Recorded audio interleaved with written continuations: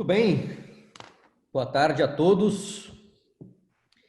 É uma alegria, uma satisfação estar dividindo aí mais um evento com nossos colegas, nossos amigos, Renato, da Consulcamp, professor Dr. Silvio Crepaldi, né, grande profissional, escritor, autor de diversos livros, e também do nosso amigo João Arlindo, né, trabalha como perito e também como auditor fiscal, né, aqui no estado de Goiás. Conta com uma bagagem muito interessante, né, aí na área tributária. E quando nós pensamos, né, em desenhar um novo evento, esse é o quarto evento que está sendo realizado, né, nesse momento de pandemia. Nós fizemos basicamente três lives, e hoje num formato um pouco diferente, um pouco mais descontraído, onde a gente vai fazer aí alguns debates, né, com relação ao assunto. Nós trouxemos então, né, um tema ou temas relacionados ao agronegócio, né? Então a gente vai falar um pouco sobre a gestão contábil e tributária no agronegócio. O agronegócio, né, um ramo tão importante, né, da nossa economia. E nós, logicamente, né, representando aqui a Consulcamp, a auditoria e assessoria, nós temos, né, uma série de trabalhos relacionados, né, ao agro, né, envolvendo aí a parte de gestão, a parte contábil, a parte tributária, a parte de sucessão, né, enfim, de empresas, de holdings, né, toda a parte de sucessão familiar. Então, nós procuramos selecionar alguns temas, né, importantes dentro dessa área, e que pudesse, logicamente, esses temas, né, vamos bem dizer assim, se conversarem e a gente consiga, então, né, fazer um link, né, entre esses temas. Muitos estão mandando algumas mensagens, né, perguntando se o evento vai ficar gravado, porque não está conseguindo participar nesse exato momento, né? Alguns pediram para a gente fazer o evento um pouquinho mais tarde, a partir das 18 horas, mas a maioria não todos, né? Todos os palestrantes aqui ministram aula, né? E alguns com aula nesse final de semana, precisando por volta de 5h30 já estar né? Aí logados, vamos bem dizer assim, em suas salas de aula, né? Então, nós buscamos fazer um pouquinho mais cedo esse evento, para que a gente possa, então, né, terminar por volta de 5h15, 5h30. A gente vai fazer aqui a apresentação dos temas, né? Vocês podem ir colocando as perguntas, né, eventuais questionamentos aí no próprio chat, mas no final também nós teremos um momento onde a gente vai, então, abrir, né, um espaço aí para perguntas relacionadas, então, ao nosso tema, né? Se os palestrantes, então, se os painelistas, né, já puderem responder, nós já respondemos, senão depois, logicamente, pegaremos aí o e-mail de vocês, o contato, para fazer, então, aí as nossas considerações. O material que nós vamos apresentar aqui, ele é um material que vai ser disponibilizado, tá? Para vocês, podem ficar tranquilos, e vocês colocaram, logicamente, aí os e-mails, né? Na hora de fazer a inscrição. Então, nós faremos depois o envio deste material. Ele, enfim, na sua versão aí para envio, ele é um material bastante completo, tem algo em torno de 60, 70 slides, mas nós enxugamos um pouquinho, né, o conteúdo para fazer, então, aqui a apresentação. Boa tarde, Renato, tudo bem? Bem, você, Rodrigo. Beleza. Prazer estar com vocês aí. Maravilha. Boa tarde, João Arlindo. Boa tarde, Rodrigo. Boa tarde a todos presentes. Prazer estar com vocês. Seja bem-vindo. E boa tarde, doutor Silvio Aparecido Crepaldi. É uma honra tê-lo conosco aqui nessa tarde. Muito boa tarde. Cumprimento a todos os companheiros de webinar aí e também os participantes. É um prazer estar com vocês. Muito obrigado. Bacana. Bom, vamos lá então. Eu vou iniciar aqui fazendo uma abertura dos temas e também do próprio assunto. E a gente vai fazendo aí então as nossas discussões, né? Para a gente abrir então o tema, pessoal, eu separei aqui, né, alguns pontos importantes para a gente falar um pouco sobre a profissionalização das empresas familiares, né? E governança no agronegócio, tá? A gente, enfim, a ideia também é desmistificar um pouquinho o assunto, né? Quando a gente fala de profissionalização, ou quando a gente fala de governança, né, alguns entendem que são temas, né, específicos para grandes empresas, né? Ah, Rodrigo, é uma grande empresa, né? Quer dizer, eu tenho um faturamento menor, né? Eu tenho 10, 15 colaboradores, eu preciso me profissionalizar, né? Eu preciso ter a tal da governança corporativa, né? Quer dizer, um nome tão bonitinho, tão chique, né? Será que isso serve para mim? Cabe no meu bolso, né? Então a ideia, pessoal, é trazer para vocês, né, uma visão de que a profissionalização das empresas, né, passa, na verdade, né, por pequenos hábitos, né, por uma mudança de cultura, sim, é verdade, né, mas que com pequenas ações no nosso dia a dia, a gente consegue trabalhar essa profissionalização, né, não necessariamente eu preciso trazer, né, um gestor de mercado, né, com uma mega remuneração, com uma mega bagagem para eu poder trabalhar alguns quesitos de gestão dentro da minha empresa, né? Não, isso não é necessário, né? Pode também, logicamente, com o crescimento das empresas, né? Com o crescimento das estruturas, cada dia mais complexo, é verdade. Sim, nós podemos, né, trazer bons profissionais, mas também podemos valorizar os profissionais que estão já hoje dentro das nossas empresas, né? E a qualificação profissional é um ponto muito importante, então, né, dentro do nosso tema, tá? E a governança também da mesma forma, né? O simples fato de fazer uma prestação de contas, né, para o seu sócio, por exemplo, né? Você, enfim, tem uma sociedade, você presta contas para o seu sócio, né? Ou você faz uma prestação de contas, né, do caixa, do seu negócio rural, né, da tua produção rural para os teus irmãos, para os teus familiares, né? Dentro de um condomínio rural, por exemplo, né? Dentro de uma parceria rural, quer dizer, uma simples prestação de contas já é um elemento, né, da própria governança, tá? Então, tomar cuidado com alguns, né, com alguns temas no sentido de a gente tentar entender, né, quais são os controles mínimos que nós precisamos, né, para poder ter uma boa prática de gestão, para poder ter boas práticas, né, de governança, e aí, logicamente, dentro do agronegócio, né, que é o nosso tema em si. Passando aqui, então, um slide, né, uma contextualização, né, do nosso agronegócio, né, quer dizer, nosso PIB de 2019, pessoal, foi algo em torno de 7,3 trilhões, né? 7,3 trilhões. E o agronegócio? Quanto que ele representa dentro desse contexto, né, do nosso produto interno bruto? Algo em torno de 1,5, né, trilhões, tá? 1,5 trilhões, ele é relativo ao nosso agronegócio, né? Então perceba que nós, né, a gente veio de 1,4, depois 1,49, né? Quer dizer, vem aumentando, né, o nosso volume relacionado ao próprio agronegócio. E em 2019, então, né, depois, logicamente, temos uma separação aqui do que se refere a insumos, à agropecuária, à indústria, aos próprios serviços em si relacionados, né? E nós temos, então, que o nosso PIB relacionado ao agro, 1,5 trilhões, né?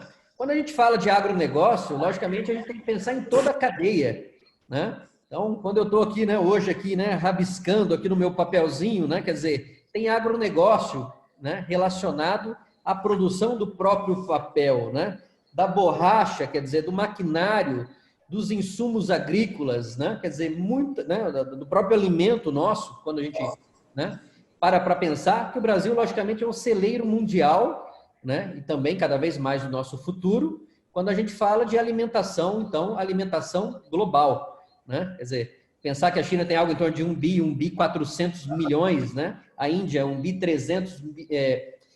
bilhão e 300 milhões de habitantes, né, quer dizer, a gente, então, ajuda a alimentar o mundo com o nosso agronegócio e passando, então, por todas as cadeias, né, primário, secundário, e, logicamente, os serviços que também complementam, né, esse PIB. O ramo agrícola representou 68% e a pecuária algo em torno de 32%, né, desse volume. Então, 21%, né, 21,4% do nosso PIB está relacionado ao agronegócio, tá?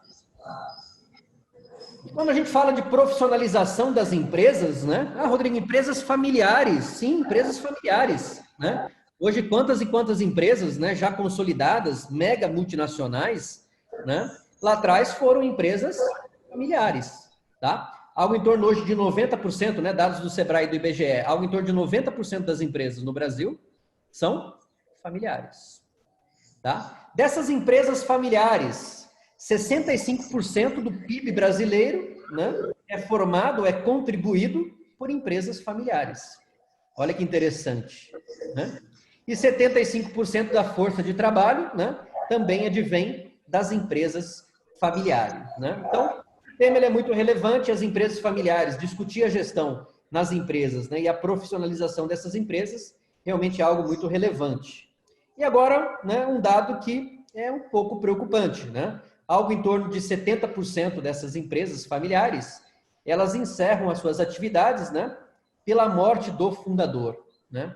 Então, ou seja, né, elas não passam, né, algo em torno de 70% não passam, então, né, para uma segunda geração, né, para a terceira geração, então, quer dizer, os dados ficam mais complicados ainda, né? Porque não tem um plano de sucessão, não tem uma estratégia, né, seja uma estratégia de gestão, uma estratégia de inovação, né? São empresas que não conseguem olhar, né, para fora aí da caixinha e ver aquilo que ela pode, né, fazer para contribuir, né, tanto internamente como também, né, pensar também, né, com relação aí a tudo aquilo que afeta, né, externamente, né? Quer dizer, reflexos internos e também reflexos externos, né, como o ambiente pode afetar então as empresas. Quando a gente fala aí, né, de empresas familiares, né, saiu uma pesquisa muito interessante, né, agora em maio de 2020, né, da McKinsey & Company, quer dizer, a mente do agricultor brasileiro na era digital, né? Quando a gente fala de agricultores, né, de produtores, geralmente vem uma crítica, né, relacionada os produtores, os agricultores são um pouco bagunçados, né? Quer dizer, não tem uma gestão. Logicamente, a gente tem uma série de questões, né, que a gente poderia fazer uma separação, né, de tamanhos de agricultores, de propriedades, de faturamento, e é bem verdade que quando os próprios filhos, né, vêm crescendo, né, e vêm fazendo parte do todo, né, geralmente esses filhos vêm com uma mentalidade diferente. Por quê? Porque fez o MBA, porque, né, teve experiências na graduação, numa pós-graduação, no mestrado, no doutorado, e vem com ideias, então, né, inovadoras, relacionadas, né, à parte de gestão, à parte de estratégia, de inovação, de melhorias, né, da cadeia produtiva. Então, os filhos adentram ao próprio negócio, e aí, então, as coisas vão, né, começando a mudar, né, a mentalidade vai mudando. Né? Certamente sofre um pouco de, né, reflexo com relação, né, ali um pouquinho, um choque de cultura, alguns paradigmas, né, do pai, né, do fundador, né, quer dizer, para que controlar, né, isso não é importante, para que investir, né, sistema, ERP, gestão, para que isso, né, quer dizer, filho, eu cheguei até aqui, né, sem esses elementos, sem essas ferramentas, por que devemos implementar a partir de agora, né? Mas, enfim, são outros tempos, né? Outra modernidade, quer dizer, outras tecnologias, maior concorrência, né? Globalização, uma série de aspectos, né, que as coisas vão mudando e a gente não pode parar. Então, os filhos, logicamente, exercem, né, um papel fundamental nesse processo, então, né, de modernização também da própria gestão aí dessas empresas, né? Então, numa pesquisa que foi feita, pessoal, uma pesquisa com aproximadamente 750, tá? Agricultores de 5 cultivos, né, diferentes de agrícolas, né? Que cobriu algo em torno de 80% da área cultivada no Brasil, tá? Mais de 100 mil, né, de pontos de dados foram coletados, né? Quer dizer, algo em torno, né, dos produtores de café e verduras, né, e legumes, né? Desse pessoal que foi pesquisado, né, quer dizer, algo em torno de até 70%, né, dessa população, né, são financiados por meio de recursos próprios. E algo, né, em torno de 60% de plantio, né, de produtores de plantio, né, financiam mais de 60%, né, com bancos, cooperativas e fornecedores de insumos, né? Então, quer dizer, até para eu utilizar o próprio recurso próprio, quer dizer, será que eu não tenho que ter um mínimo de gestão?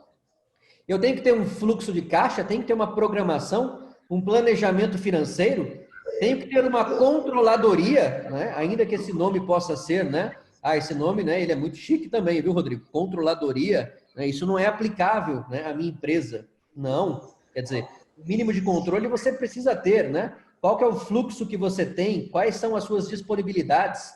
Né? Hoje a gente fala de ferramentas mais sofisticadas, né? Nós falamos de fontes de financiamento, falamos de swap para fazer proteção, falamos de NDF, de produtos financeiros, né, para poder travar as taxas de câmbio, né, e reduzir as oscilações. Falamos, né, que algo em torno aqui, ó, de 36% dos agricultores, né, fazem operações de barter, né, quer dizer, troca de produtos. Né? Então, cada vez mais, né, os processos, né, as atividades vão ficando mais complexas. Né? E 1 a cada 3 agricultores, ó, já consideram, né, vender parte de sua produção online. Né?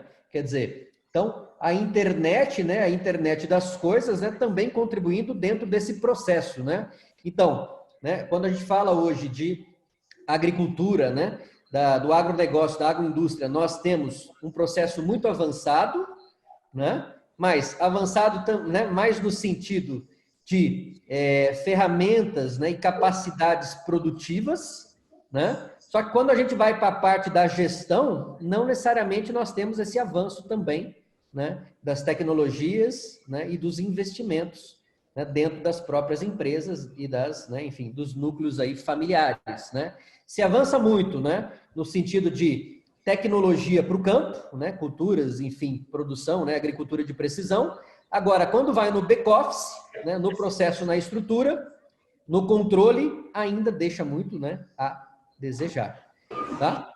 E falando um pouco, né, de marketplace, né, com relação, né, a vendas pela internet, hoje, por exemplo, nós temos a CBC Agronegócios, né, uma plataforma, né, quer dizer, o maior site de comercialização, né, sem fazer nenhum tipo de propaganda, mas o maior site de comercialização de insumos e commodities, ora, pela internet, né? Então, quer dizer, os produtores, né, os fundadores utilizam o WhatsApp, né, isso aí está ali na pesquisa que foi feita agora em maio de 2020, né? Fazem negócios pela internet, estão pensando em vender pela internet, quer dizer, cada vez mais, né, a modernização chega também, né, para a parte, né, que acaba impactando, né, tanto nos negócios, na forma de comprar e vender, e também aqui, né, eventualmente o nosso tema, também na parte de gestão, né? Então, eu deixo dicas para vocês aí, que depois vocês podem dar uma olhadinha, né? CBC Agronegócios e o Dudal também, tá? Uma plataforma, né, onde tem ali nutrição animal, enfim, tem uma série, tem commodities, né, nos departamentos, você tem uma série, então, né, de possibilidades de venda, né, falando do agronegócio, né, voltado, então, para a internet, tá? Olha que interessante, pessoal, essa notícia, né? A estimativa de junho prevê safra recorde de 250 milhões, né, de toneladas, né? Então, quer dizer, nós certamente bateremos recordes aí, né, na nossa colheita, na nossa safra, né? E a produção, ela se mantém em patamar recorde de 2,5%, né? Acima da safra de 2019, né, lá da Agência Brasil. Então, estamos colhendo, né, frutos, né, trocadilho aqui, né, plantamos para colher, né, e temos muito avançado quando a gente fala da tecnologia do campo. E agora, e nos escritórios, e na parte da gestão, temos avançado? Teremos recordes, né, enfim, de valores economizados ou de otimizados por conta de uma melhor, né, gestão? Eu deixo essa perguntinha, né, para a gente poder ir desenvolvendo, e depois, logicamente, o professor Silvio Crepaldi, né, vai falar um pouquinho sobre tomada de decisão dentro do contexto da contabilidade rural, né? Quer dizer, muito interessante essa análise aqui. A competitividade, então, ela está muito acirrada no agro, né? Quer dizer, não há mais espaço para empresas sem gestão, né?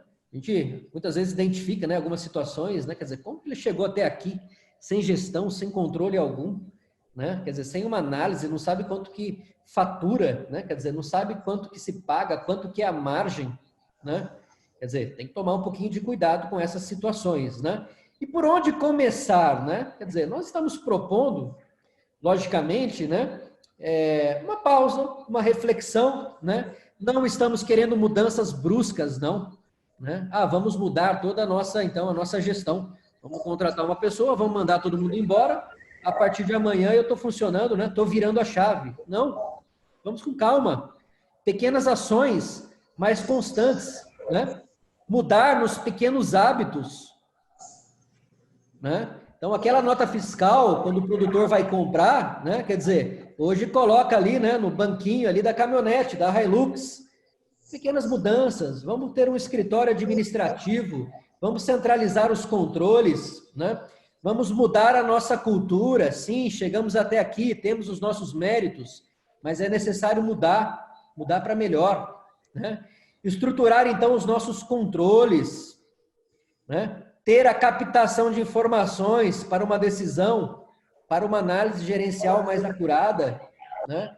Vamos fazer um fluxograma dos nossos principais processos, né? Desde a compra do insumo, né? A aplicação, todos os custos inerentes ao processo, né? Produtor, quanto custa a tua produção? Quando a gente chega para conversar numa reunião, não sabe, ou tem uma ideia, né? De cabeça, né? Uma avaliação, né? Para eu produzir algo em torno de 30%, 40% vai ser meu custo, mas não tem os detalhes, né? Na mão, o produtor, geralmente, né? Não se preocupa muito com essas informações. Então, tomar cuidado. E investir, logicamente, né, na capacitação. Então, vou trazer profissionais de fora? Posso até trazer. Mas posso capacitar quem está dentro da minha empresa também? Sim, seria o ideal, né? Então, cursos, tem dia de campo, tem palestras, hoje em dia, né, feiras virtuais, né? Vários webinar, lives, quer dizer, uma série de oportunidades de aprendizado para vocês, né? Vamos começar pelo básico. Primeira regrinha, minha atividade rural, meu negócio rural é uma empresa, tá? O que é uma empresa, Rodrigo? Quer dizer, é um organismo vivo, né? Cujo patrimônio, né? Ele não se confunde com o nosso patrimônio, certo? Né? Então, quer dizer, muito cuidado, separar, né? Quer dizer, é um princípio da contabilidade, separar o patrimônio da pessoa física da pessoa jurídica ou do seu negócio ou da propriedade, né? Quanto que cada um tira? Políticas de remuneração, né? Uma política de prolabore, de distribuição de lucros. Isso está claro? Isso está transparente? Há uma regra, há um acordo entre a família, né? Nós atendemos casos aqui que tem pai, tem filho, tem vários irmãos que já estão se casando, né? Netos também entrando no negócio e não existe regra, né? Não existe um regramento, não existe um protocolo familiar, não existe um acordo, né, de cotistas, né, daquele núcleo, daquele condomínio. Então, primeiro passo, né, a tua atividade é uma empresa. Nós precisamos trabalhar de forma separada, né? Tem o processo? Então eu reviso. Não tem o processo? Então eu implemento, né? Processos administrativos, né? Fluxos documentais, como é que chega, para onde é que vai, quem que se registra, né? Tem um RP? Tem um sistema adequado para fazer esse controle? Ou não faço nada? Ou faço em planilha, né? Ah, viu, Rodrigo, mas é livro caixa aqui, viu? É livro caixa, não tem essa não de contabilidade. Para!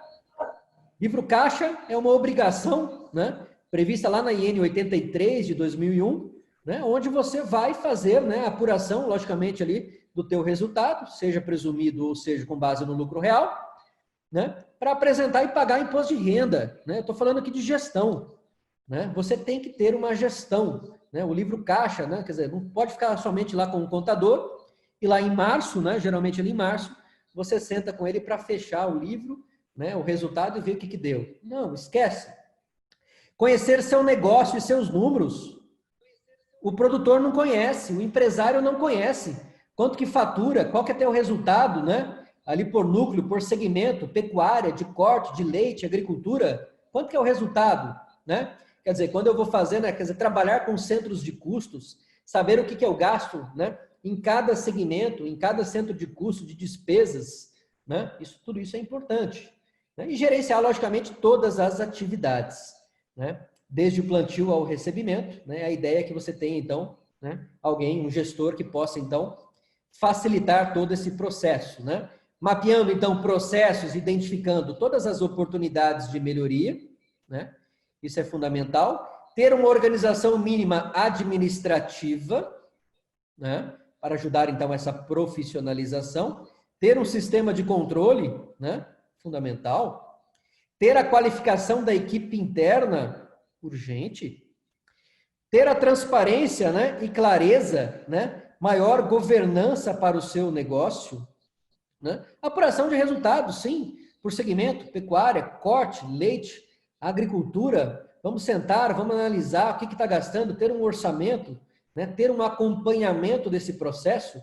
Tudo isso faz parte da profissionalização e da própria governança, né? Então, isso aqui é um modelinho, né? Quer dizer, uma análise gerencial, né? Qual que é a receita líquida, qual que é a margem que eu tenho, né? Separado por atividades, né? Tudo isso é fundamental. Se você não tiver controle, não acompanhar, né? Como que você vai fazer a gestão do seu próprio negócio, né? Não é contratar, não, profissionais de R$ 1.000, deixar ali dentro da empresa, no escritório, né? Na sede da fazenda, e deixar ali, né? Enfim, as informações correr solto. Não, maior acompanhamento, gestão, profissionalização, tá?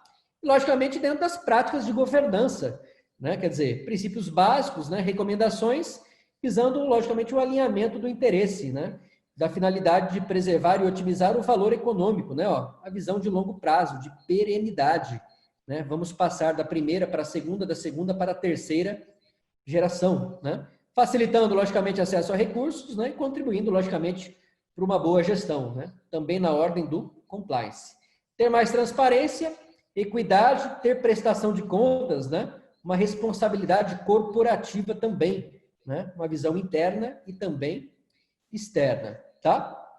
E para quem não conhece, pessoal, hoje quando a gente fala de governança, né, de compliance no agronegócio, nós temos então o tal do prêmio, né, ou do selo mais integridade, né? Então ele é voltado aí para empresas e cooperativas, né, que buscam reconhecer, né, e premiar as ações, né, voltadas a boas práticas de integridade, ética, sustentabilidade ambiental e responsabilidade social, tá? A tua empresa, você que está ouvindo aí, né, pode buscar esta premiação da mais integridade, né? Pô, legal, Rodrigo, bacana, quero ser transparente, quero ser reconhecido, né? Quero então passar, né, esta visão, né, que a minha empresa ela é responsável e realmente, de fato, ser responsável. Então esse selo ele foi criado em 2018, tá? E busca fomentar, reconhecer e premiar, né, as práticas aqui de integridade, né? No campo, logicamente, sobre a ótica, né, da responsabilidade social, sustentabilidade, né, ética e empenho, né, para mitigação de práticas de fraude, suborno e corrupção, tá? O período de inscrição, pessoal, que ia até junho, né, foi prorrogado até 3 de agosto, né? Quer dizer, está chegando o prazo. Certamente, né, vocês podem trabalhar com esse projeto, quem sabe para o próximo ano, né? E vocês devem comprovar, logicamente devem fazer inscrição, né? Eu vou deixar até o link depois do material para vocês, né? Este link aqui, ele leva ao formulário para inscrição a esse prêmio, e você deve comprovar, então, práticas de requisito, né? De compliance, código de ética e conduta, canais de denúncia, ações com foco na responsabilidade social, né? E também regularidade trabalhista, né? E também, enfim, as questões de, né, trabalho, né, análogo à escravidão, tem uma série de requisitos que são, né, sugeridos ali para que você possa, então, fazer parte deste processo, tá? Nós trabalhamos, então, também, né, com a preparação da tua empresa, né, dentro dessa ótica do selo mais integridade. E maiores informações, ó, vocês podem buscar, então, lá, tá? No Ministério da Agricultura. Ok? Bom, meu tempo, eu excedi um pouquinho aqui no meu tempo e agradeço a todos aí pela participação. E vou passar a bola agora para o meu amigo, professor Dr. Silvio Crepaldi. Professor, você quer fazer o compartilhamento aí da tua tela? Pode ser? Ok, professor Rodrigo, com certeza. Um minutinho. Tudo bem?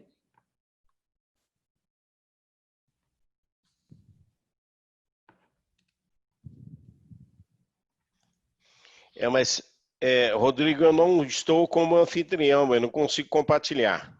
Tudo bem? Agora sim. Dá uma olhadinha. Foi. Ah, sim. Muito bem.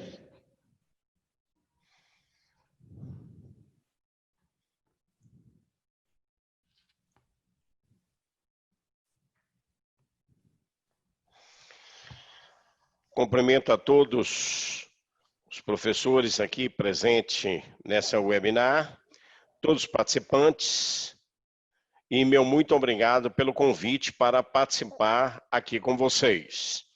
Irei apresentar, na continuidade do que o professor Rodrigo falou aí, em termos de administração, em termos de controles e daí por diante, a parte dos números que nós temos que gerar. Nós sabemos hoje que o nosso produtor rural, ele não é muito afeto, tá, a ter números para subsidiar o seu processo decisório. Mas é uma coisa que ele precisa, porque como é que ele pode ir mais longe se não tem esses números para fazer as suas análises? Então, é importantíssimo isso aí. Então, uma das ferramentas que a maioria dos produtores rurais não utilizam é a contabilidade rural. Ou deixa a contabilidade rural no escritório e não fornece as informações necessárias para que você tenha uma contabilidade societária. Ou seja, no fundo, ele só tem uma contabilidade fiscal. É só aquela para recolher tributos. E aí, quando precisa de números para fazer uma análise, uma implementação, uma expansão do negócio, ele não tem esse número para tomada de decisão. Então, ele só faz aquilo que o professor Rodrigo falou, lá no mês de março, vai pegar o livro Caixa Digital do Produtor Rural, sentar para ver se precisa algum acerto, alguma coisa, outra, para poder, normalmente, exceção esse ano, de entregar a sua declaração de anual de ajuste da pessoa física para o fisco, quando ele não é uma empresa rural. Nós recomendamos que seja constituída uma empresa e que você tenha essa contabilidade e que o profissional que assumir essa contabilidade realmente tenha condições de montar um sistema de controles administrativos e controles contábeis para o seu assistido. Dessa forma, ele vai conseguir enxergar essa função administrativa e a função econômica, que isso aí é vital para o produtor. Ele tem que enxergar isso aí, no que isso aí vai auxiliar na sua exploração. Aquilo que foi falado. O meu avô, meu pai sempre explorou dessa forma, teve resultado, nós conseguimos expandir o patrimônio. Mas será que de agora para frente, com mais competitividade no mercado, será possível fazer essa expansão? Essa é a grande pergunta. Então, aí, o que responde para nós é exatamente a ciência contábil e a contabilidade aplicada ao empreendimento rural, tá? Instrumento da função administrativa que vai controlar o patrimônio, apurar o resultado e dar informações para subsidiar o processo decisório. Então, uma pessoa hoje que estuda, passa por treinamentos, está em consonância com o mercado, aquilo que vem acontecendo, com negociação eletrônica, ele tem que ter esses dados, porque senão como é que ele faz para decidir alguma coisa na sua propriedade? Infelizmente, não vai fazer. Nós temos várias e várias normas que disciplinam como é que eu tenho que elaborar esses relatórios. Mas isso não é para o produtor rural fazer, é para aquele pessoal técnico que ele vai colocar na sua empresa ou vai contratar o escritório para ter esses dados, para subsidiar, então, a confecção dos diversos relatórios contábeis determinados pelas normas brasileiras de contabilidade, para que possa atender ao fisco, atender à parte societária, o controle do patrimônio e tomar as suas decisões. As demonstrações contábeis, então, ela é uma representação estruturada da posição patrimonial, financeira do desempenho rural. É isso aqui que o produtor quer. Qual é o meu patrimônio? Está evoluindo, está regredindo? qual é a minha posição financeira, o ativo circulante menos o passivo circulante é o capital de giro, o que ele tem ali, e o desempenho, que é a posição econômica, lucro ou prejuízo. Tá? E às vezes o produtor, eu costumo falar em aulas, chega no final do ano lá, ele para pensar, para fazer um exame de consciência, e aí, esse ano, eu tive lucro ou tive prejuízo? E ele não sabe, ele não tem a informação. E aí eu pergunto para todos os senhores, você sem informação consegue administrar uma empresa? Muito difícil. Vocês sabem muito bem a resposta. E aí, quem dá essa resposta? É a contabilidade rural, que é um dos principais sistemas de controle e informação para as empresas rurais. Ou seja, a informação contábil, ela também pode ser utilizada no planejamento, no controle para análise de redução de custos e despesas e para avaliação da necessidade de captação de recursos de terceiros. Então, está tudo aí o que a contabilidade faz. Você quer desenvolver, você quer buscar mais eficiência do emprego do teu capital agrário? Use a ferramenta adequada para fazer os controles e obter as análises.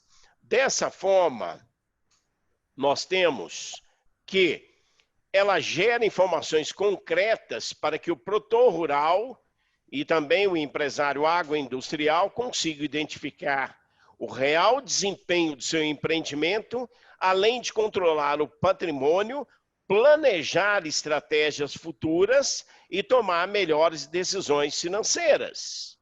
Vejam bem, todos aqueles que estão ouvindo, estão participando desse webinar aqui. Esse slide que está na frente de vocês traduz tudo aquilo que é a contabilidade. Se vocês hoje fizerem uma pesquisa do universo de produtores rurais, eu posso colocar sem medo de errar que só uns 30% deles têm contabilidade. O restante joga isso aqui fora, não tem a informação, não tem isto aqui para subsidiar os seus processos decisórios. Tá? Muito bem.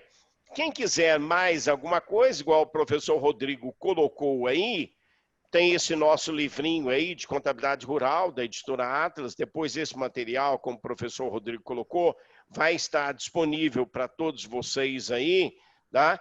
E quem quiser aprofundar vai ter que procurar, então, alguma coisa, procurar profissionais dentro da área que possam atendê-los, ok? Muito obrigado pela oportunidade, tá? E no final, tendo perguntas, né, professor, nós estaremos à disposição dos participantes. Muito obrigado. Beleza, bacana, professor Silvio. Rodrigo, desculpe, será que não seria interessante, se alguém tiver perguntas para mandar por áudio ou por chat, seja endereçado a você ou ao professor Silvio, que já explanaram os dois tópicos, e depois de dar continuidade, como você preferir conduzir aí, tá? Bacana, tá chegando algumas perguntas aqui para mim. E, professor Silvio, tem uma pergunta para você aqui. Diga lá. Enfim, o nosso amigo aqui está colocando, né? E, logicamente, o professor Silvio já tem muito tempo, muita experiência na área, né? Já milita há um bom tempo. E como você, então, identifica ao longo, né, dos últimos 15, 20 anos, a mentalidade dos produtores rurais? Quer dizer, você tem percebido alguma mudança, professor, né, no sentido de aprimoramento desses controles, ou a gente não avançou em nada? O que você acha? Rodrigo, demais colegas, participantes, realmente, desde quando eu comecei a trabalhar nessa área, em 1984 e 87, quando eu concluí o mestrado na Exal, em Lavras, tá? A gente vem estudando exatamente o que o produtor rural vem fazendo em termos de controle, tá? E essa evolução, ela está ocorrendo, mas é uma evolução muito lenta. o nosso produtor rural, ele ainda não consegue enxergar todos aqueles benefícios que a contabilidade pode proporcionar, em termos de gerar um número que vai possibilitar a tomada de decisão, para exatamente ver a situação patrimonial, a composição do patrimônio, o controle, para ver a situação financeira, ativo circulante, menos passivo circulante, ter o capital de giro, se a empresa tem capacidade de pagamento, não tem capacidade de pagamento, daí por diante, e a situação econômica, o resultado. Mas, felizmente, nós temos falado em uma série de eventos, uma série de congressos que nós participamos em disciplinas de cursos de graduação, pós-graduação, e isso é exatamente com a substituição avós, pais, os filhos, e aí então nessa escala aí o desenvolvimento vem crescendo, e isso é bastante salutar para o nosso setor agrícola. É interessante, professor Silvio, e quando a gente passa a discutir hoje em dia, né, quer dizer, tem muitos produtores, né, que, enfim, acabam entrando aí, por exemplo, em recuperação judicial, né, e a gente discute hoje em dia a questão da recuperação judicial também para pessoas físicas, né, se isso seria possível, se não seria possível. Mas quando, logicamente, essa recuperação, né, ela vem de uma pessoa jurídica, né, quer dizer, a contabilidade ela é fundamental, né? Como que ele vai comprovar, né, que é uma série de situações, né, se ele não tem um diário, não tem uma contabilidade? Então, quer dizer, é até uma forma também de uma própria proteção, né, para os próprios núcleos familiares, para a própria pessoa jurídica ter a contabilidade também, como tomada de decisão e até como, né, logicamente, como uma maior segurança também, né? Ok, Rodrigo. O problema é o seguinte, se você não tem contabilidade, como é que você vai produzir a prova dentro de um processo de alguma coisa que não existe? Tá? Fica muito difícil. Então, a Lei 11.101 de 2005, a Lei de Recuperação Judicial, Extrajudicial e Falência, não permite, se você não tem a contabilidade registrando todos aqueles eventos para provar a dificuldade, apresentar o plano de pagamento para credores e daí por diante. E para a pessoa física, a situação ainda é pior. Nós já temos casos, principalmente que eu conheço no Mato Grosso, de juízes concedendo exatamente recuperação para a pessoa física. Mas isso chegou até o STJ e foi derrubado. Mas existe uma tendência, e a gente comunga dessa ideia, tá? Que essa legislação vai ter que mudar para atingir também a pessoa física e a pessoa jurídica também. Por quê? O empresário, pelo artigo 967 do Código Civil, ele não precisa fazer inscrição, ele é equiparado. E a grande fundamentação é exatamente nesse ponto. Mas ele tem que ter contabilidade. Se não tiver escrituração, levantar aquilo que tem determinado lá o balanço patrimonial e a demonstração do resultado econômico dele, como é que ele vai provar uma situação de dificuldade? Então, aí é que nós encontramos a validade da contabilidade dentro do mercado. E um outro lado, você me permite, tá? É que os nossos colegas contadores têm que aprender também a fazer um marketing contábil, a divulgar isso e mostrar exatamente o que a contabilidade pode trazer para estes empresários. E não só fazer a contabilidade fiscal, como também fazer a escrituração, ou seja, a contabilidade societária. Bacana, legal. Só queria também poder acrescentar a fala do Rodrigo, do professor Silvio. Eu tenho dito aqui, fico em São Paulo, né, professor? Então eu tenho dito muito aqui o seguinte, né? Defendo que eu acho que contabilidade muitas vezes ela é vista como algo extremamente difícil para ser implementado por aquele que não tem. E quando a gente vai para uma linha de agronegócios, acho que esse preconceito existe. Mas a contabilidade não, porque nós somos formados como a nossa origem é ciências contábeis, mas ela é tão boa que o governo vê nela o único instrumento para medir as empresas. Então, ora, se o governo vê nela um único instrumento para medir as empresas, porque falta o empresário enxergar isso. Eu tento simplificar um pouco nessa nossa discurso, que eu falo assim, não precisa ter controles ou uma contabilidade, ou quando a gente fala, aproveita a fala do Rodrigo no primeiro tópico que fala de governança, né, ou de profissionalização, eu defendo a seguinte, eu faço a seguinte analogia. Muitas vezes o pessoal quer ter um computador de bordo de Airbus. Só que para ter computador de bordo de Airbus, eu tenho que ter 2 pilotos, lá um comandante, um primeiro oficial, mais um engenheiro de aviação junto. Então tem que ter um custo para operar tudo isso. Sendo que muitas vezes falta o que precisa ter 4 reloginhos no motor só, que é um faturamento que representa a velocidade, um caixa que é um combustível que é o caixa. Se eu acelerar muito a velocidade, eu como caixa, de repente posso ter um outro reloginho de endividamento, né? Seja uma estrutura de capital ou baseada em capital de terceiros ou capital próprio.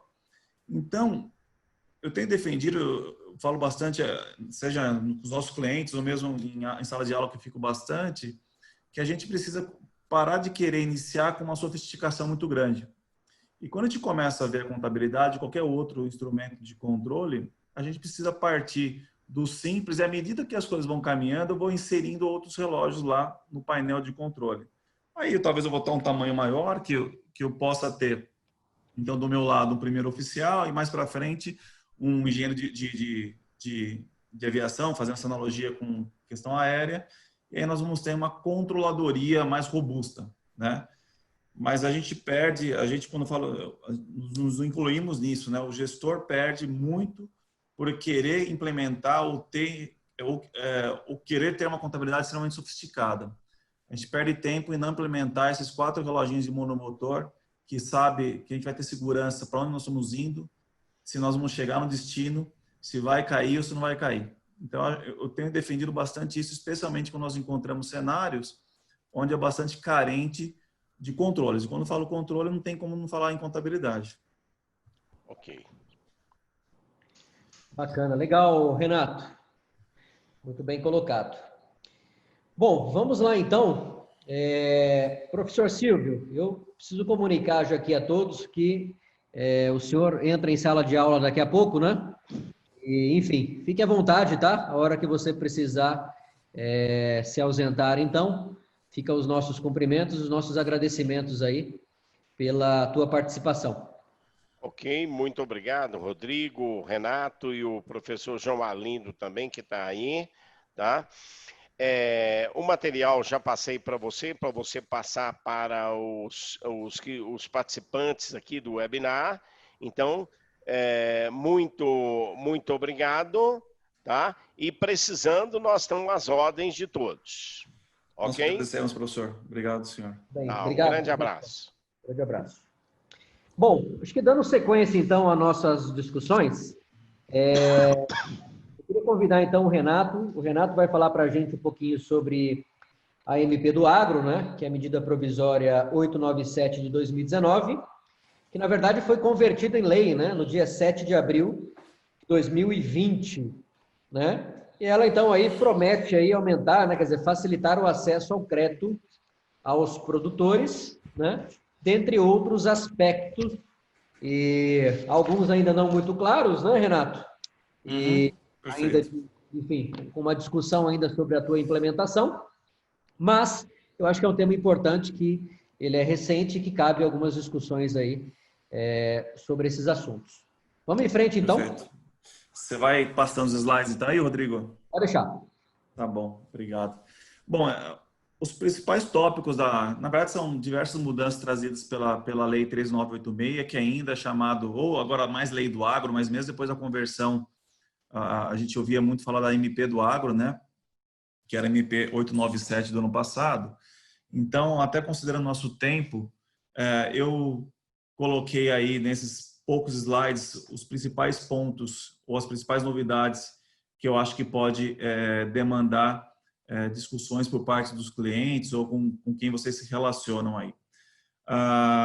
No capítulo 2 dessa lei, então, já fala do patrimônio rural em afetação.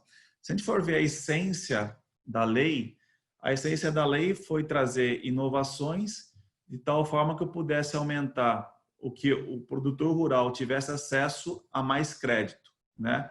Para ter acesso a mais crédito, o credor vai exigir garantias melhores ou maiores, porque ninguém empresta sem garantia. Então, a essência dos principais tópicos trazidos por essa lei é, de fato, para aumentar o acesso do produtor rural às linhas de créditos, tá?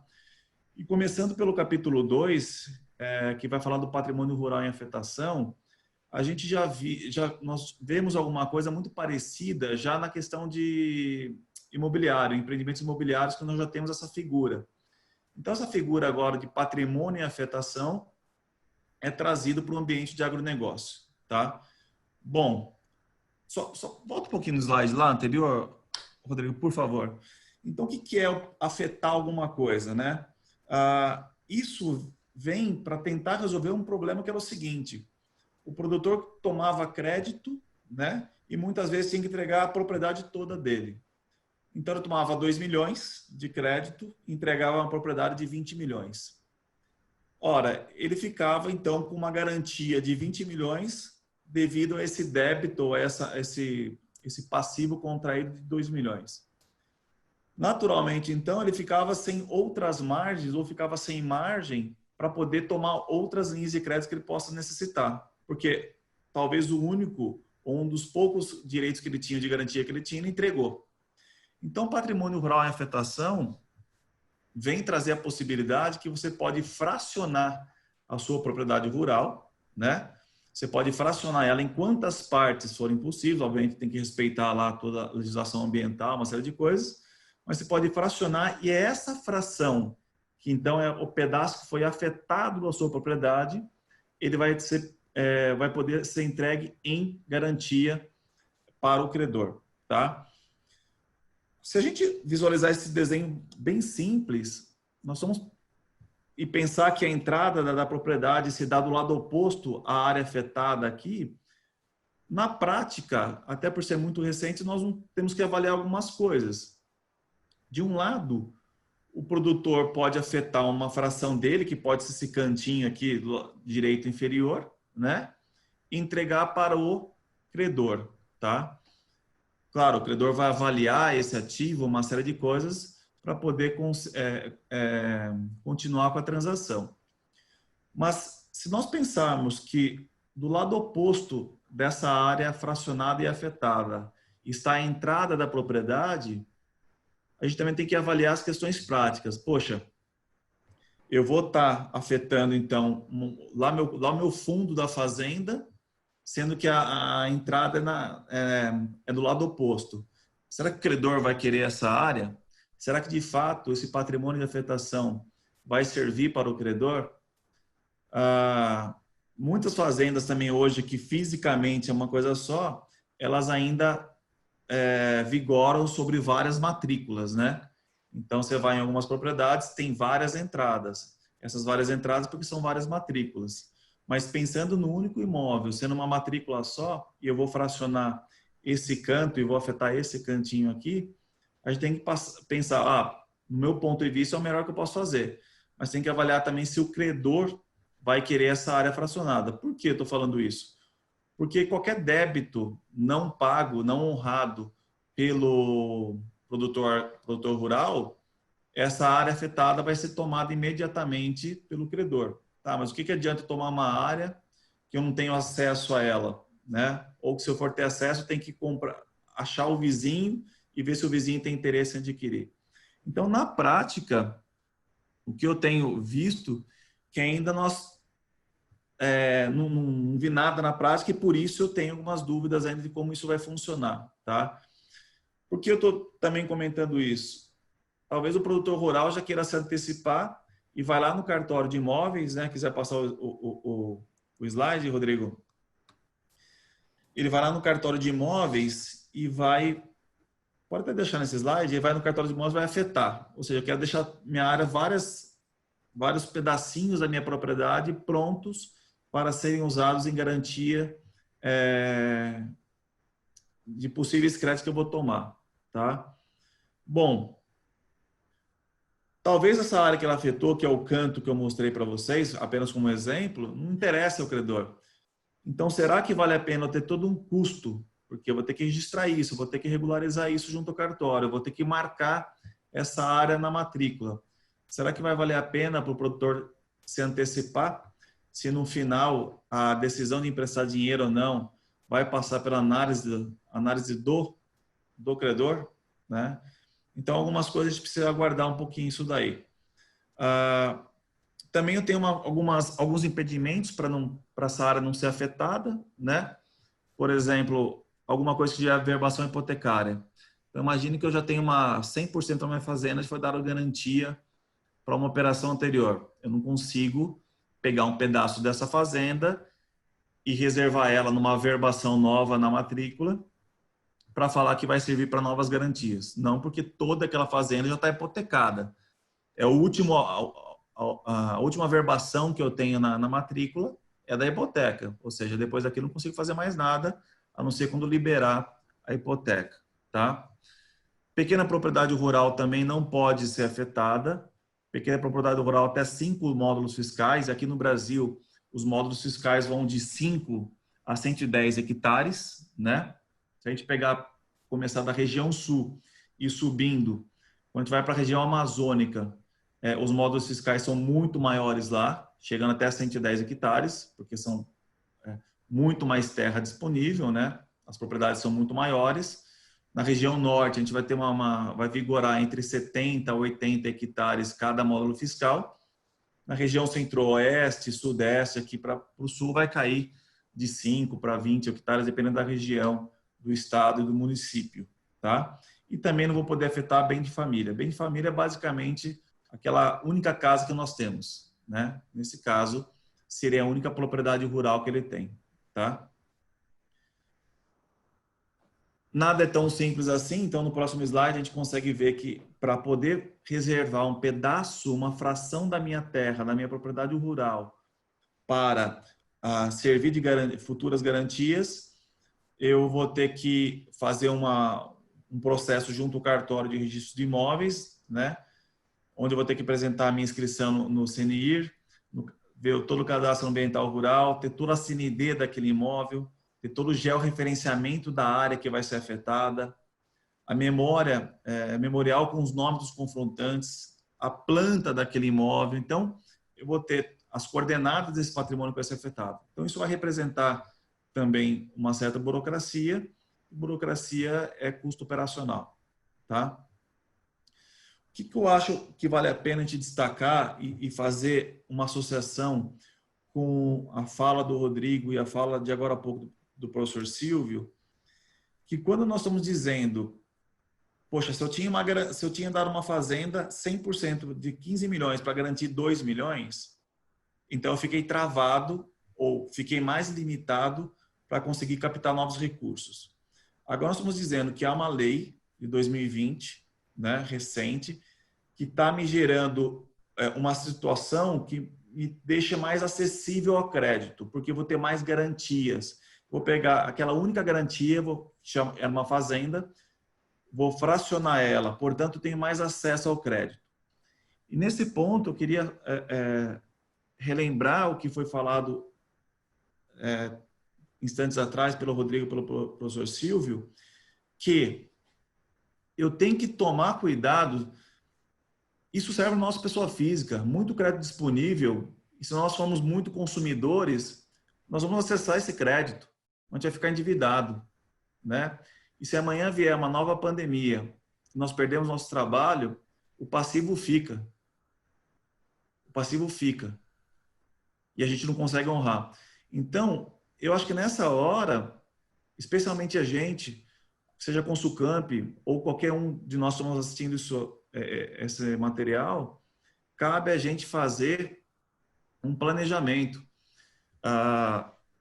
O produtor rural, ele tem que ficar bastante atento com isso. Eu tenho mais crédito disponível? Tenho, mas eu também tenho mais risco. Simples assim. Quando nós tomamos... O fato de ter passivo é tomar risco. Tomar dívida é tomar risco.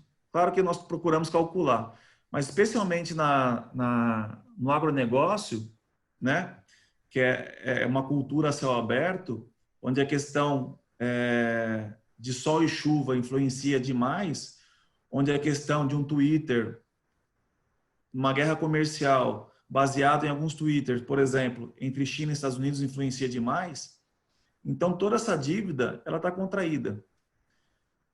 Então, relacionando isso à governança corporativa, à profissionalização, que o Rodrigo bem comentou, ser profissional não é contratar alguém de fora. A gente está vendo um monte de empresas, seja no agronegócio ou não, que está vendo os seus filhos, a segunda geração, a terceira geração, chegando muito bem, com formação muito boa e tocando o negócio. Então, a profissionalização muitas vezes está dentro de casa, é familiar.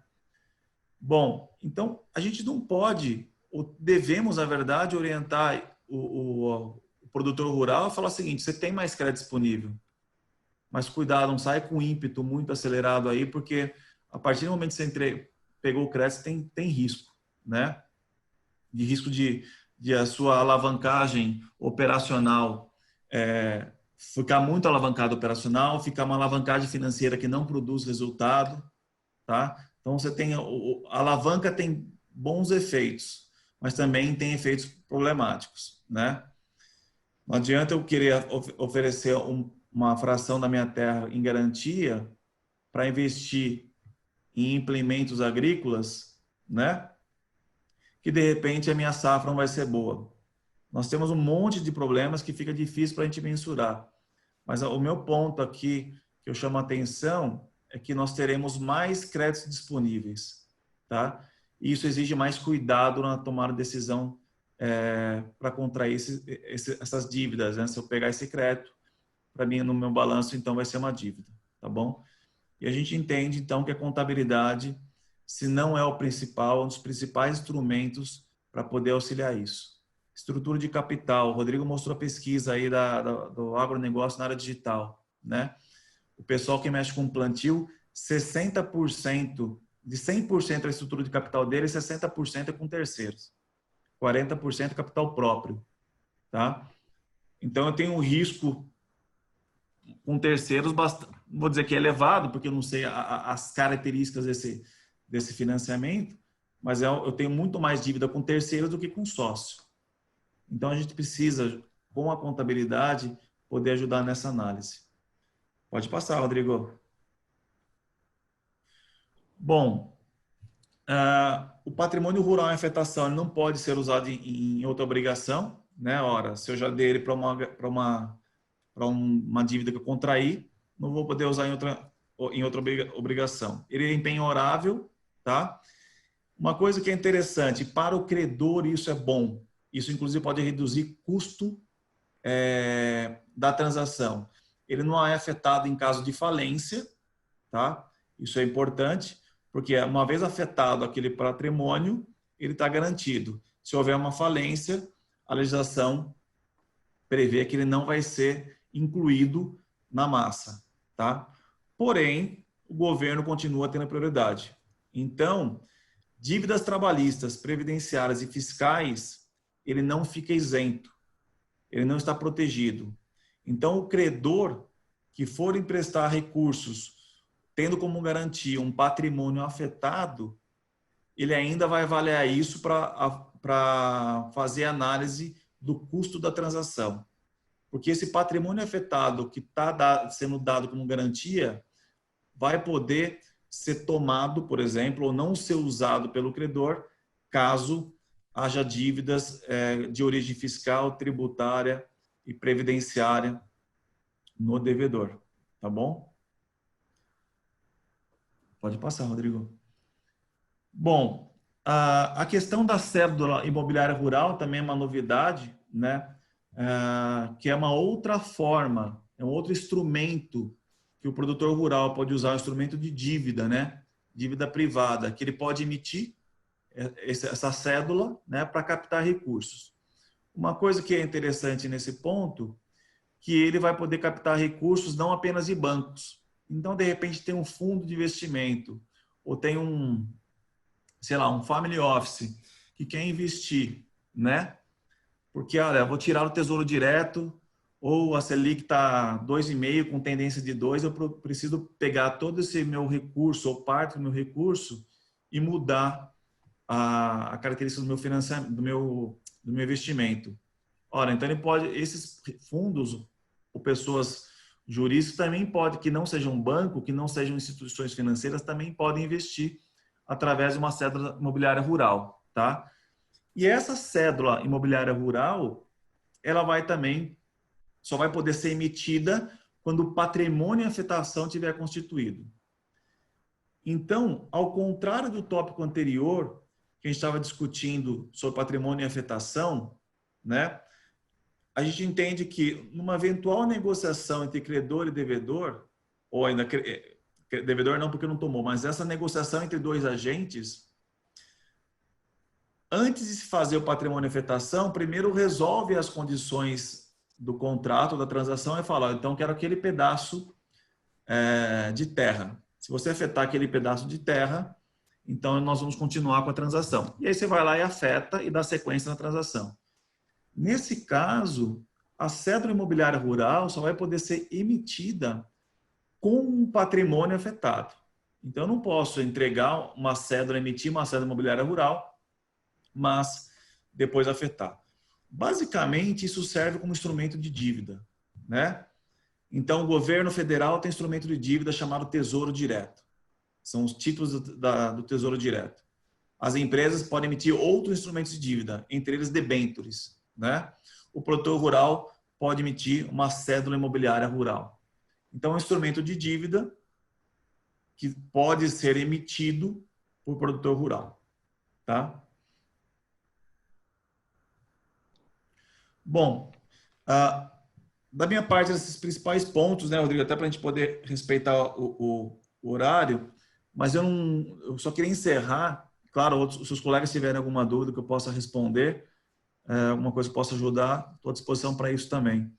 Eu só queria encerrar dizendo que a nossa preocupação é de que à medida que nós estamos tendo uma liquidez no mercado financeiro, porque o pessoal que ganhava 14% ao ano, 15% ao ano, 12% ao ano, deixando dinheiro em fundo DI, né? Simplesmente porque era selicado, a Selic na época era 12, 13, 14, 15, já foi até mais. Essa liquidez que está no mercado financeiro é porque estão buscando novos investimentos.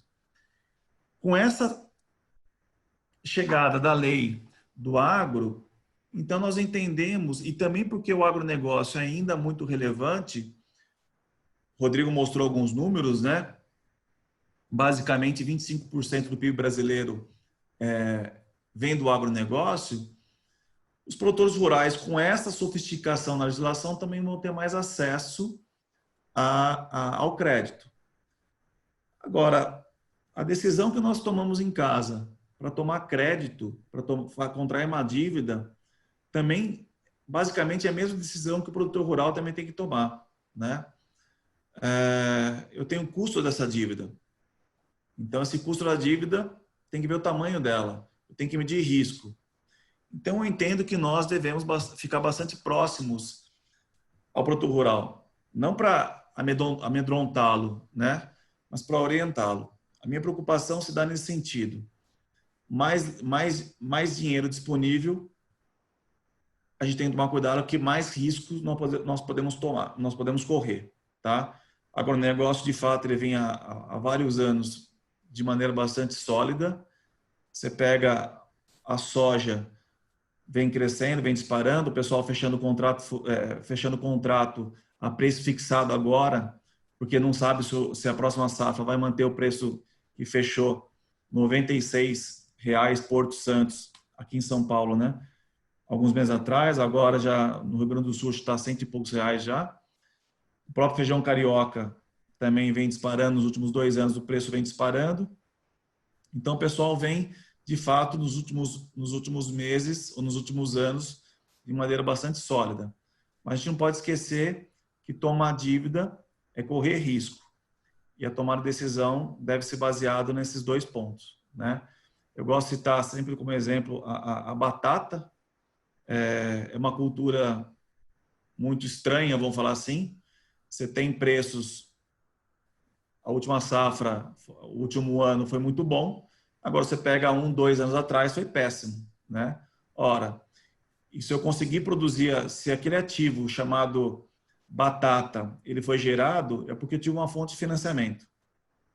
Nenhum ativo existe se não tiver financiado por alguma coisa. Para gerar aquele ativo chamado batata, no mínimo eu tomei uma fonte de financiamento com um insumo agrícola. De repente, eu peguei uma outra fonte de financiamento chamada trabalhadores, né? De repente, eu peguei uma outra fonte de financiamento chamada máquinas.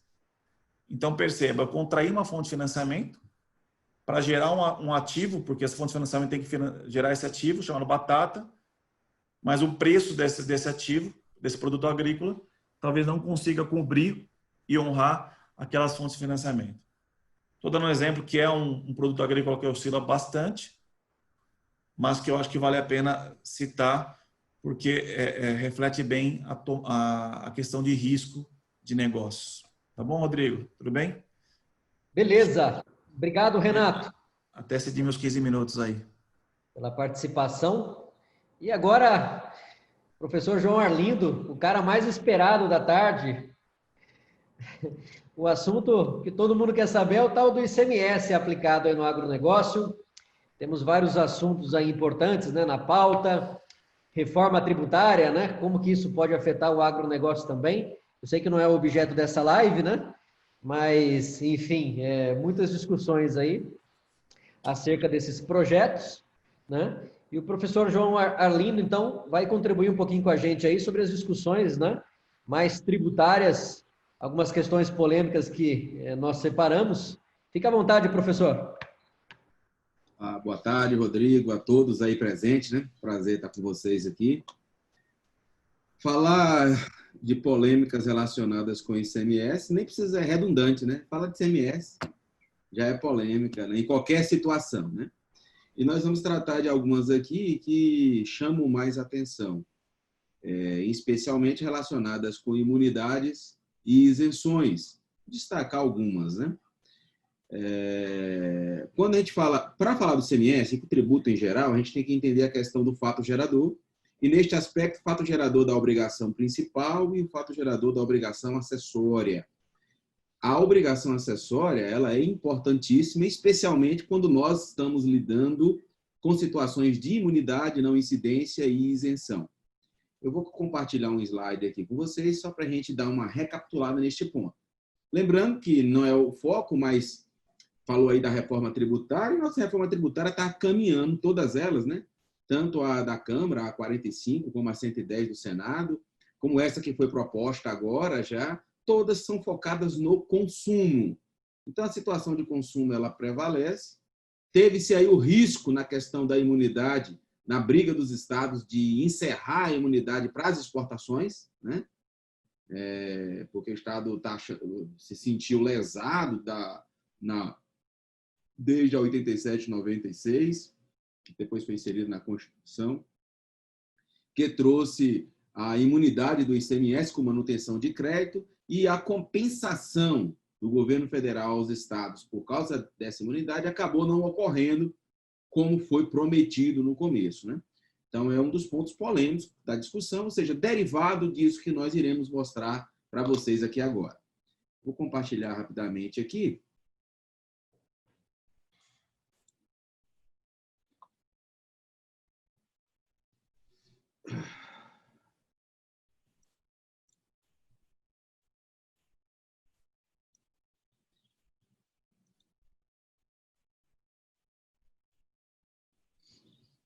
Essa moto aí tá bonita demais, professor João Arlindo.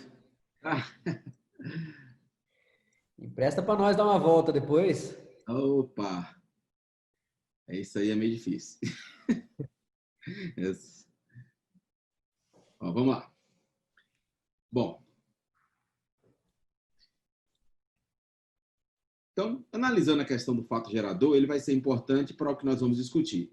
Nós temos já, bem sabemos, o fato gerador da obrigação principal, né, que envolve o pagamento do tributo em si, baseado lá no artigo 114 do CTN e repercutido no ICMS nas legislações tributárias de cada estado.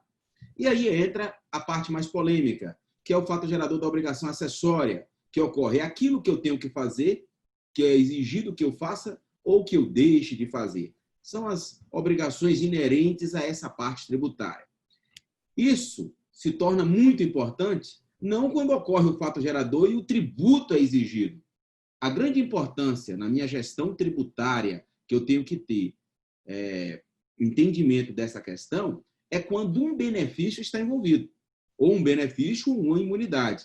Este é o ponto, e é aí que o agronegócio vai ficar cada vez mais afetado. Normalmente, o agronegócio ele acaba tendo um problema grande quando a gestão tributária, nessa fase acessória aí, da obrigação acessória, ela não é feita de forma correta e podendo ocasionar, então, a perca de uma imunidade, por exemplo, numa exportação, ou a perca de um benefício fiscal numa operação interestadual ou interna, né? Bom, quando a gente vai entender, por exemplo, a questão do fato gerador, a gente sempre pensa na modalidade do campo de incidência. Quais são as situações que normalmente são tributadas pelo ICMS? Imposto de circulação de mercadorias e prestação de serviço, de transporte e de comunicação. Um imposto que, na verdade, é a junção de 8 outros impostos até 1988, né? Então, ele é um imposto complexo porque envolve realmente... Ele era vários impostos que foram compactados num imposto só.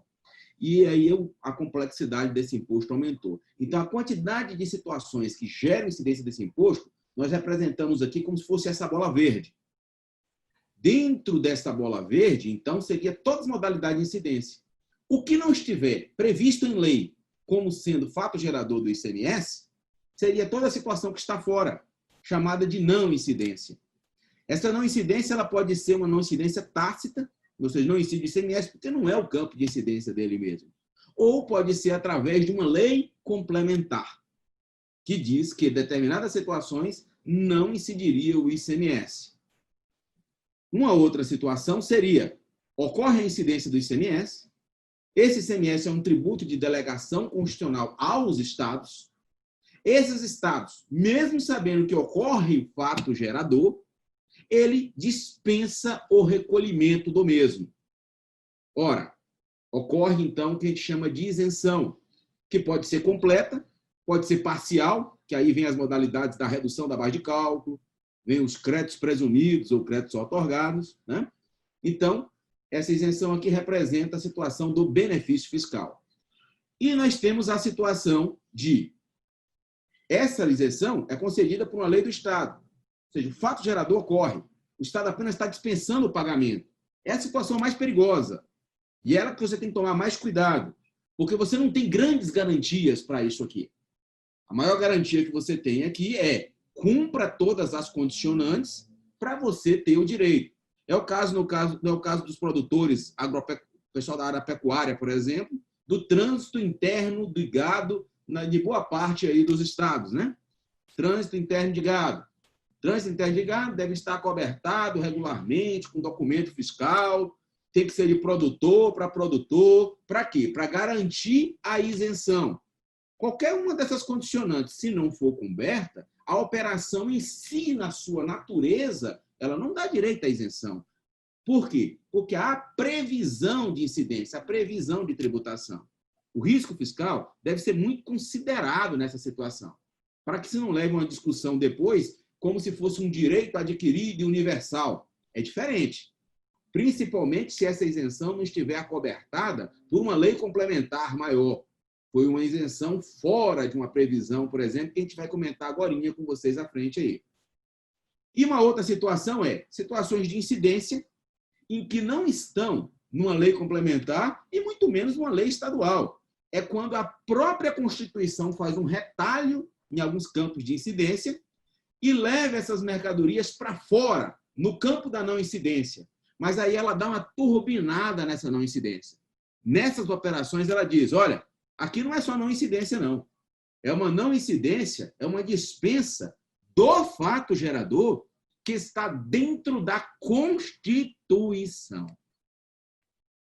O agronegócio brasileiro, vocês bem comentaram desde o começo aí com o Rodrigo, ele é responsável, é muito responsável pelo PIB do nosso país. Alguns estados talvez seja a parte principal do PIB. Eu estou aqui no estado de Goiás, onde ele é muito relevante. Então, boa parte do produto do agronegócio se dá em atividades com comércio exterior. Muitas delas estão relacionadas com o comércio exterior. Consequentemente, uma situação contida nessa situação que nós estávamos mostrando, que era de uma lei complementar, a 87/96, que estava aqui na não incidência, ela foi elevada à imunidade ao ser levada para a Constituição. Ela dá direito à não incidência, ou seja, não vai ocorrer fato gerador, não é uma isenção, né? Não vai ocorrer fato gerador, e ainda fica-se mantido o crédito. Ora, situação melhor não poderia haver. No entanto, aqui nós estamos comentando do fato gerador da obrigação principal. O grande problema está nas obrigações acessórias para garantir essa imunidade do exportador de soja, do exportador de milho. Essa exportação ela pode ocorrer de forma direta ou pode ocorrer de forma onde o próprio produtor faz a exportação, ou ela pode ocorrer de forma indireta, feita através de uma comercial exportadora, de uma trade. Normalmente, quando envolve esses, e é o principal caso envolvendo produtores rurais, é que começa a ter algum problema, né? na gestão aí das notas de remessa, na vinculação dessa nota de remessa com as notas oficiais de exportação, né? Por quê? Porque o fisco vai trabalhar em cima dessas obrigações acessórias. Ele vai trabalhar exatamente em cima disso aí, para verificar a regularidade ou não da imunidade. Ou seja, não é só o fato de dizer exportou. Beleza, exportou. Mas cadê a comprovação da exportação? Fato gerador da obrigação acessória. Então, na gestão do agronegócio, especialmente, nós vamos falar de duas situações, nessas do comércio exterior, e depois nós vamos citar um benefício fiscal relacionado com a operação interna. E em todos eles, a contabilidade ela é fundamental. Porque se o controle não for feito de forma muito bem feita, todo esse benefício cai por terra, né? Vou mostrar algumas situações para vocês que a gente vivencia.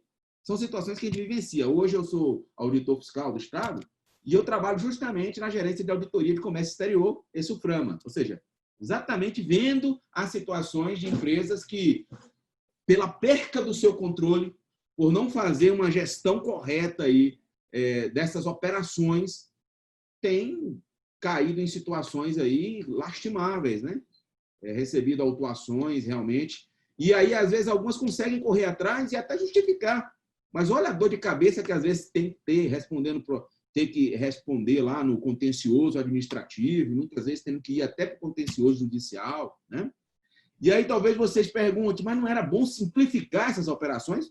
Sim, concordo plenamente. A ideia de uma reforma tributária é que se simplifique. Mas, enquanto não simplifique, tem que trabalhar, né? A empresa tem que agir. E a legislação que está aí é ela que vai ser cobrada. Então, o compliance sobre essas operações, ela tem que ocorrer, né? Vocês têm que fazer. Ô, João. Sim, Rodrigo. Posso fazer uma perguntinha? Fica à vontade. Interrompendo. Com relação àquele memorando que nós discutimos aquele dia, quer dizer, numa venda indireta, né, o Estado de Goiás em si, em determinadas situações, acaba tributando, né? Mas, quer dizer, teria que ter um termo de credenciamento à comercial exportadora. Como que funciona esse tema mesmo? Pronto. Esse é um ponto realmente bastante polêmico, né? Você está falando do memorando número 42. 42, isso. Memorando 42, vamos seguir aqui, que eu vou falar dele agora já na sequência. Não vou falar dele. Sua pergunta foi fundamental. Mas apenas eu vou mostrar aqui como está na Lei 87, algum aspecto constitucional do ICMS e pedir para vocês refletirem aí sobre o que fala esse memorando 42. Só para a gente poder fazer a analogia, entender ele com base na hierarquia legislativa, certo? Nós temos aqui, por exemplo, na Lei 87/96, nós tínhamos lá que o ICMS não incide sobre operações que destinem mercadoria ao exterior, nem serviços prestados a destinatário, assegurada a manutenção e aproveitamento do crédito cobrado nas operações anteriores. Produtor rural, exportou soja, garantia da Lei 87. Não bastasse a Lei 87, seria uma não incidência, virou imunidade. Blindou. A Constituição blindou isso aí. A Carta Magna blindou isso aí. Ela diz, está lá, ó, parágrafo 2º, inciso 10, a linha A do artigo 155 da Constituição Federal. Beleza? Maravilha. Ora, quando a Constituição fala isso, quando a Constituição diz isso, ela disse que se aplica não apenas às remessas indiretas. Se vocês olharem lá nos parágrafos, vai mostrar que inclui, inclusive, o serviço de transporte ou a operação feita através de comercial exportadora ou trade company. Em que sentido?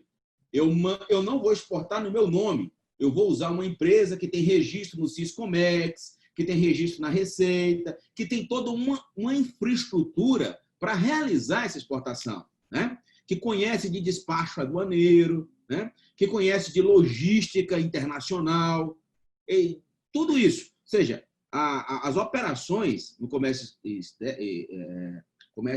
exterior, elas não são operações de rotina simples, né? As empresas têm que ser cadastradas, né? Existe um cadastro específico, existe um sistema único de Siscomex que exige um cadastro. A empresa ela tem que provar capacidade econômica perante a Receita Federal, né? Ela passa por um registro lá do radar, né? Então, tem vários sistemas, há várias obrigações acessórias que essa empresa tem que cumprir. Que muitas vezes o produtor rural, que vocês estavam até comentando antes aí, às vezes é familiar, às vezes não tem toda essa infraestrutura. Talvez ele deve repensar se não valeria a pena ele ter essa estrutura, né? Para ele não ficar dependendo tanto assim de uma comercial exportadora ou não.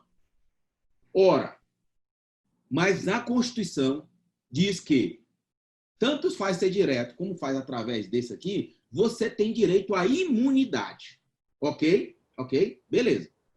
Porém, um memorando é uma legislação inferior, óbvio, emitido pelo próprio Estado de Goiás. Diz que é o seguinte: se o produtor, aí é que a gente entra nas obrigações acessórias.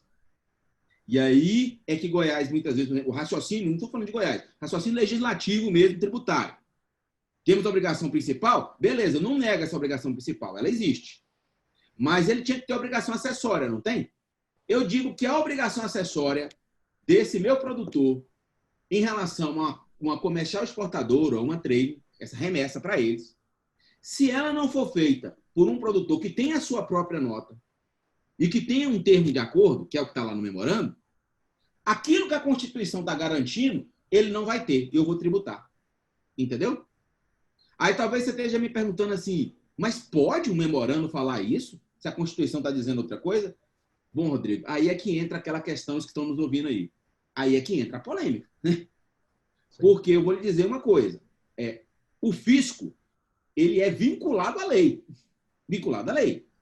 O cara que está lá na agência, você chega lá para emitir a nota e fala, não vou pagar tributo, meu amigo, a Constituição me garantiu imunidade. Aí ele fala, mas você sabe que você aquilo é a obrigação principal. E a acessória? Na acessória aqui, que nós regulamentamos, eu exijo de você uma nota. Você tem essa nota? Não tem. Você tem termo de acordo? Não tem. Então você não cumpriu a exigência que eu fiz. A pergunta toda é, eu posso fazer essa exigência ou não? Esse é o ponto, tá? Eu não vou responder esse ponto aqui para vocês, né? Eu não vou responder esse ponto. Mas é aí que mora a polêmica. Até porque é o seguinte, estou falando para vocês, se eu falando como um auditor fiscal, se o cara chegar lá na agência, ele pode simplesmente dizer assim, não, eu não vou cobrar, eu não vou emitir eu vou emitir essa nota sem tributação e vou citar a Constituição. Ele poderia fazer isso? Veja só, se você me responder do outro lado, eu faço a outra pergunta. Ou seja, aí a gente entra nesse embate. Eu como contador, como alguém que conhece da área tributária, eu posso ter um ponto de vista acadêmico, mas eu sou vinculado à lei quando eu represento a parte fiscal, certo? Então, precisa de pessoas como vocês, que entendem da área tributária, contadores, para fazer essa análise de risco diante do seu cliente. Saber que essa situação existe. E é uma situação pontual. Isso não é em todo lugar que tem. Essa é uma situação pontual. Quer ver uma outra situação pontual? Também que eu vou deixar. Era pontual até pouco tempo agora. E deixou de ser. Em relação a essa questão aqui, uma mercadoria, você é um produtor de um estado aí, vamos lá, estado da Bahia. Os presentes aqui são a maioria de quê? Qualquer estado, né? Vou botar aqui o estado da Bahia, vamos botar o estado de Minas Gerais. Estou lá no estado de Minas Gerais e eu faço uma importação de um determinado defensivo agrícola, ok? Importação de um determinado defensivo agrícola. eu tenho várias formas de fazer essa importação. Eu também posso fazer essa importação direta, ou eu posso fazer uma exportação através de uma comercial exportadora ou de uma trade, ok? Sim. E mesmo através de uma comercial exportadora ou de uma trade, eu posso fazer de duas formas. Eu posso fazer uma encomenda, eu encomendei, né? Eu aqui no estado de Minas, encomendei e efetuei o pagamento, né, para ela, para que ela trouxesse, ou melhor, eu encomendei, eu não efetuei o pagamento, desculpa, eu não efetuei o pagamento, nesse caso é encomenda, é a primeira que eu quero mostrar. Eu encomendei uma comercial exportadora que está lá no estado de Santa Catarina. Eu falei com ela, olha, compra para mim tal defensivo, negocio com ela o preço que eu vou pagar por esse defensivo. Ela vai lá e tenta encontrar, na Alemanha, por exemplo, o menor valor daquele defensivo e traz ele e passa ele para mim. Beleza? Neste caso, quem foi que efetuou a compra efetivamente? A comercial exportadora que está lá no estado de Santa Catarina, correto? E aí ela vai fazer uma operação interestadual para mim aqui no estado de Minas Gerais. Estou considerando que eu estou em Minas Gerais. Aí o que ela vai fazer? Ela vai utilizar as alíquotas interestaduais, vai ver se aplica a alíquota de 4%, não é isso? Maravilha. E vai emitir essa nota fiscal para Minas Gerais. Maravilha. E o imposto original, a tributação na importação, foi para quem? Foi para o estado de Santa Catarina. Não há dúvida nesse aspecto. Não há dúvida nenhuma nesse aspecto. A polêmica existe numa outra modalidade, que é na importação por conta e ordem.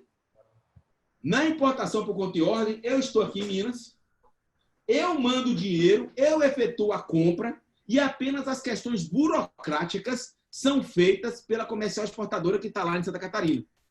Né? Então, a comercial exportadora de Santa Catarina é um prestador de serviço. Ok? Prestador de serviço. Importou a mercadoria, mas todo o custo, toda a negociação mesmo de valor e tudo, valores foram pagos, foi por mim em Minas. De quem é o ICMS? De Santa Catarina ou de Minas Gerais? A lógica indica que seria de Minas, do cara que efetivamente comprou.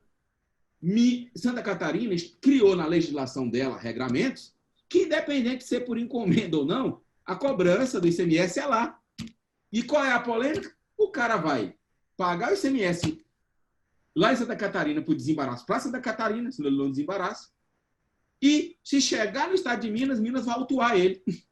Vai autuar ele porque ela quer que paga para Minas, porque entende que é de Minas. E o contribuinte fica boiando. Era uma das situações piores que a gente estava enfrentando, polêmica nessa área. No entanto, o STF resolveu essa situação agora, dia 20 de abril. Não sei se vocês viram aí, o STF chegou e pacificou e falou assim, com causa geral, ele disse, olha, o ICMS, que é algo que, pela lógica, a gente já estava entendendo.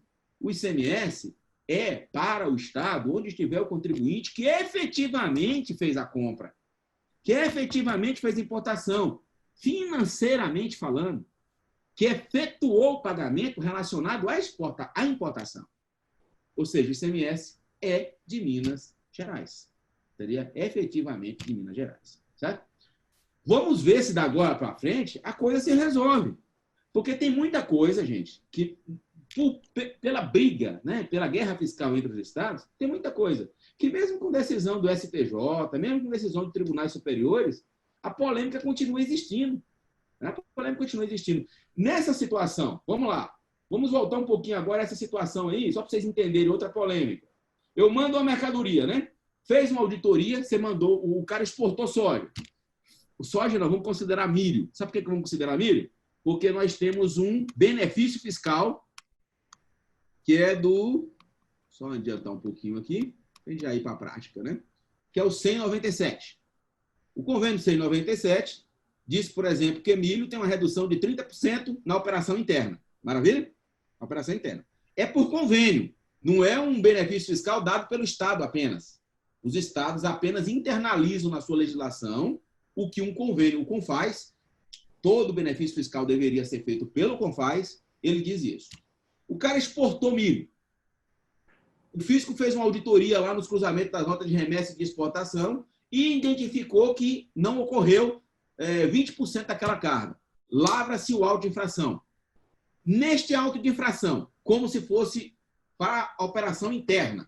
Supor que o cara está em Tocantins e está exportando lá pelo Porto de Santos, São Paulo. Maravilha? Mandou mercadoria para lá, mas o fisco disse efetivamente 20% aqui, 1.000 toneladas não foram exportadas. Vai sofrer uma autuação. Eu pergunto para vocês, essa autuação, já que eu estou dizendo que a operação foi interna, ela deve ser feita com redução da base de cálculo do benefício fiscal de 30% ou sem a redução da base de cálculo? Entendo que perde o benefício, não ou não? Há decisões de conselho administrativo dizendo que não perde. O fisco entende que perde. Mas o próprio conselho administrativo tributário, E às vezes utiliza a alíquota interna ele ainda. entende que, nos casos de benefícios fiscais aprovados pelo CONFAS, vinculados à situação, as únicas condicionantes são do próprio benefício. Porque está vinculado, está dizendo assim, ele está dizendo a situação. Ele não está dizendo a análise da regularidade dessa situação fiscal em outros aspectos. Você poderia autuar questões formais e tudo, mas o benefício não estaria vinculado lá. É uma linha de entendimento. Você está entendendo? Eu estou chamando a polêmica porque exatamente foi isso que pediram para mim falar, né? Questões tributárias polêmicas no agronegócio. Para mim, essa é uma polêmica, porque há entendimentos diversos aí neste assunto, né? Há entendimentos diversos nesse assunto. Se tem o caso do milho, isso poderia se aplicar. Teve uma situação, agora, há pouco tempo, uma aluna, ela me perguntou o seguinte, ela mandou a seguinte pergunta para mim, não sei se ela está aqui, a Hanai, se a Hanai estiver aí, se manifesta, até indiquei para ela aí o webinar, porque o assunto estava ligado a essa 197. Ela diz assim, lá no estado da Bahia, eles deram uma isenção, e essa isenção é autorizada pelo CONFAS. O CONFAS autorizou os estados da isenção e redução da base de cálculo, já que essa redução aqui, a princípio, essa que eu citei é da cláusula 2ª. Nós temos na cláusula 1ª aqui para pesticidas, rações animais e não sei o quê, é 60%, correto? A dela é essa de 60%, que fala de rações para animais. Aí tem-se o entendimento que ração para animal aqui seria aquela aplicada na agricultura e na pecuária. Não incluiria, por exemplo, cães e gatos. No estado da Bahia, eles seguiram esse convênio e deu uma isenção lá, seguindo o convênio. Ou seja, nas linhas gerais do convênio, beleza? A pergunta dela é, ela recebe uma mercadoria que veio de São Paulo para ela, ração, que pode ser para cavalo, para não sei quem, e até para cachorro, certo? Neste caso, ela se utiliza do benefício fiscal na operação interna que ela vai fazer e aproveita o crédito que veio na operação interestadual, ou ela não se aproveita. Como é que ela vai saber se ela se aproveita ou não? Eu digo para ela, só existe uma forma de você fazer isso. A análise na operação de venda. Você vai ter que saber quem é o seu destinatário. Seu destinatário é o quê? Ele é produtor rural, produtor agropecuário ou não? Você vai ter que analisar o seu destinatário. Eu vou ter que analisar em cada remessa? Sim. Ou seja, controle. Só existe um jeito de fazer isso. Pegue um programa de compliance fiscal, igual o pessoal fala por aí, uma automatização que resolve todo o sistema, e manda ele resolver essas situações para você, caso a caso. Você vai cometer várias irregularidades, né? O fisco pode te autuar, o fisco da Bahia pode te autuar em alguma dessas situações? Pode. Se ele identificar, por exemplo, agropecuário, esse camarada é um canil. Onde é que está o agropecuário aí, no caso, né? Ou é uma pessoa particular, ou é uma outra... Ou seja, nesse caso, só tem um jeito. Você tem um controle de todos os seus destinatários, identificando, inclusive, qual é a atividade operacional dele. Perceba, se o cara não faz uma contabilidade muito bem feita, se ele não tem um sistema de controle muito bem feito, ele está correndo o risco de cometer ilícitos fiscais. Porque a auditoria fiscal, em cima de um benefício, uma auditoria básica do ICMS, ela vai trabalhar em cima disso aí. São esses os procedimentos que vão ser analisados. Eu não vou partir para um outro, não. Eu ia conversar aqui agora um pouquinho do 5291, que é aquele outro benefício fiscal também muito polêmico. E aí eu ia mostrar uma polêmica dele, justamente no diferencial de alíquota, quando deve ser considerado e quando não deve ser considerado, e se pode ser considerado em conjunto com outros benefícios fiscais. O convênio 5291 é aprovado pelo CONFAS, mas há vários estados que têm limitações. O estado do Espírito Santo, por exemplo, ele limita isso aqui para ativo imobilizado. Legislação do estado. Então, o ICMS, você tem que combinar legislações federais com legislações estaduais. Cria um programa geral e manda o cara dizer assim, não, o programa está analisando e fazendo auditoria de todas as minhas operações.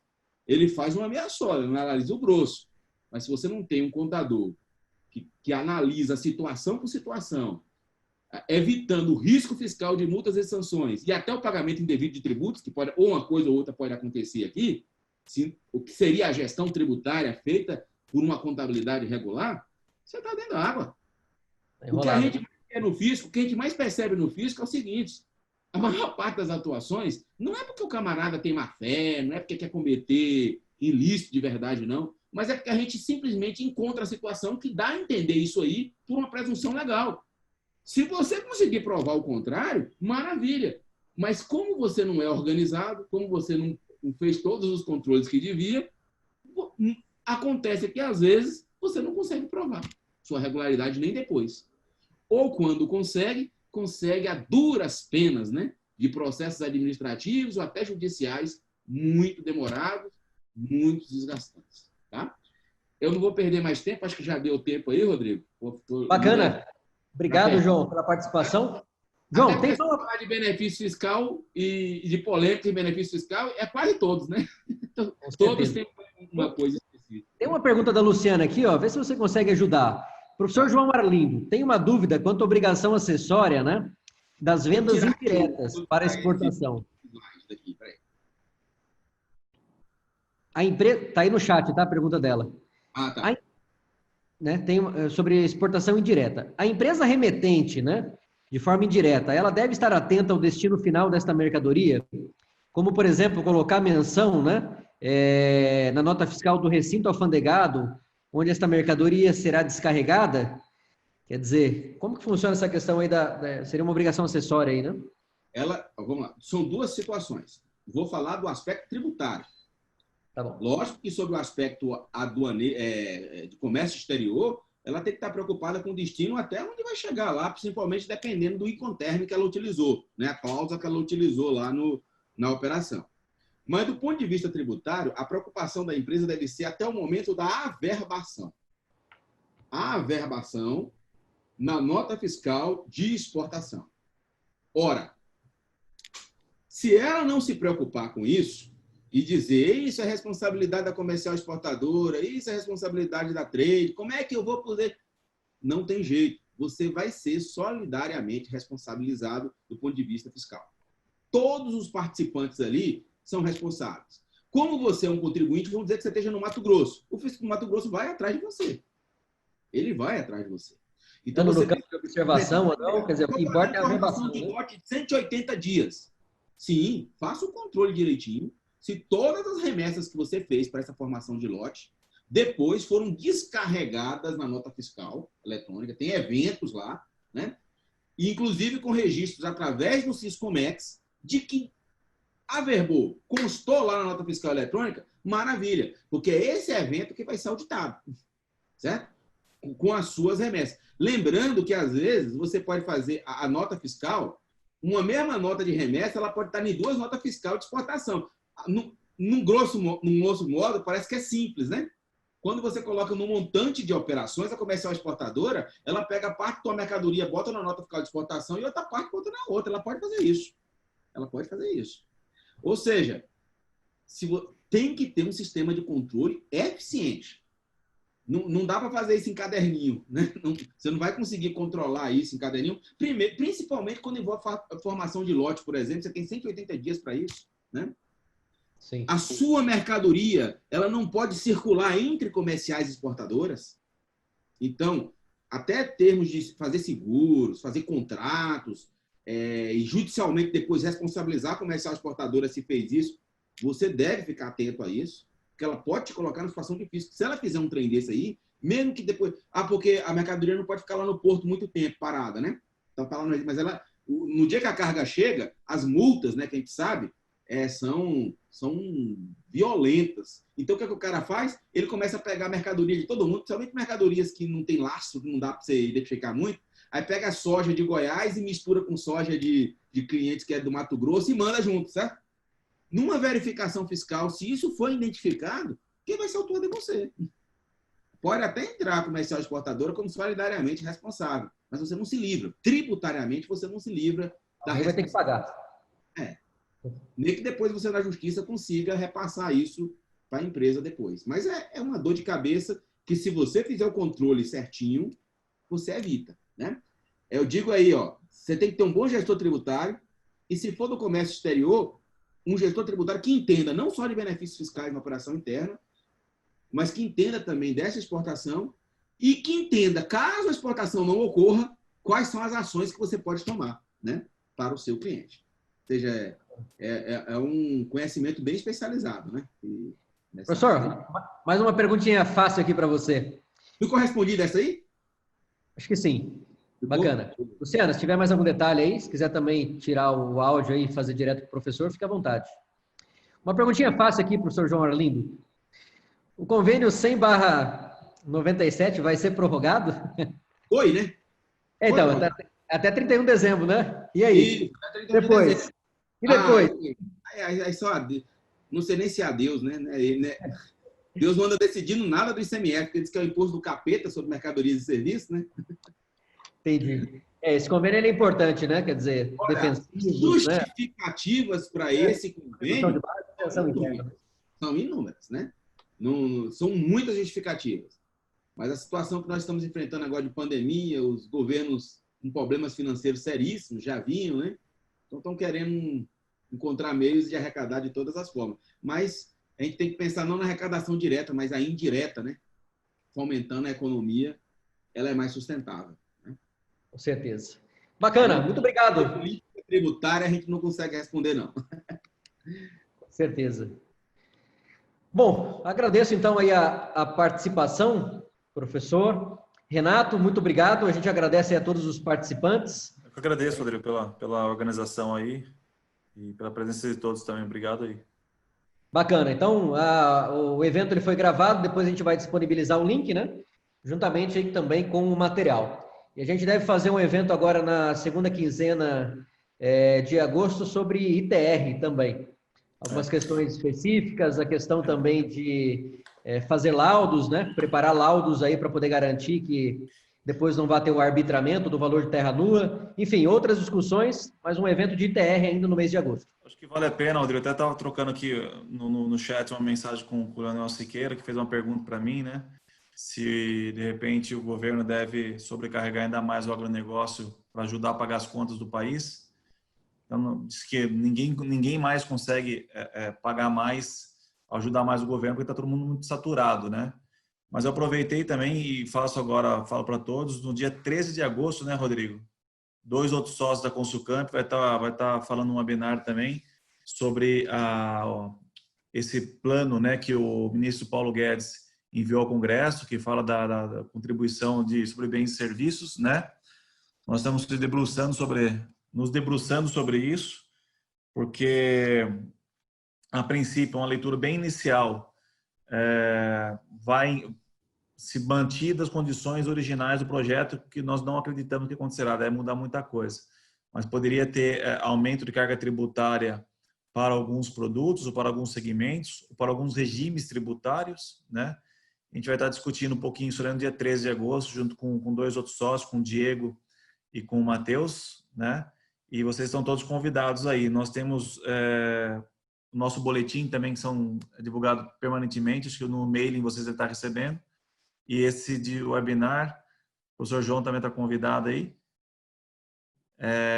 vai ser discutido a CBS, tá bom? Então, já de forma bastante antecipada, a gente convida todos vocês aí. Bacana, show de bola. Obrigado, então. Vamos conversando, a gente se vê, então, aí no dia 13 de agosto, nesta Acho live. que é 13 mesmo, não errei a data, não, né? 13 de agosto, às 11 horas. Isso aí, 11 da manhã. Perfeito. Perfeito. Um abraço, obrigado pelo convite, Rodrigo. Um abraço a todos. Obrigado a você, professor João. Obrigado. Obrigado, gente. Até mais. Tchau, tchau.